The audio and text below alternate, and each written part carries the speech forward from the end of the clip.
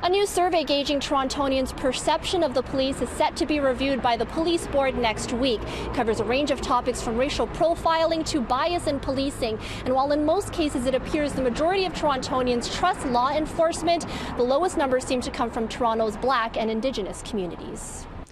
The 115-page report was commissioned by the Toronto Police Services Board. Roughly 1,500 people from various backgrounds took part.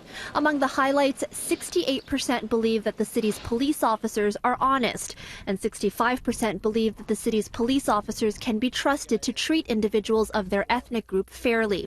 This was highest among white people and Asians, and lowest in the Black community and with Indigenous people.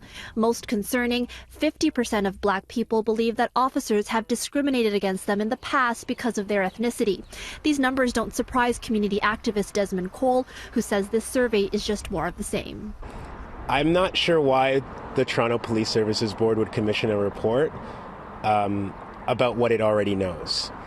The Toronto Police Services Board knows that Black and Indigenous communities in particular have no faith in policing. We don't need more reports. We need somebody to stand up to the people who are hurting us. The study also breaks down public perception by neighborhood. 16% of Torontonians believe police have discriminated against them based on where they live. I hope that discrimination doesn't exist, but I mean, we are in 51 Division and it's a rough division.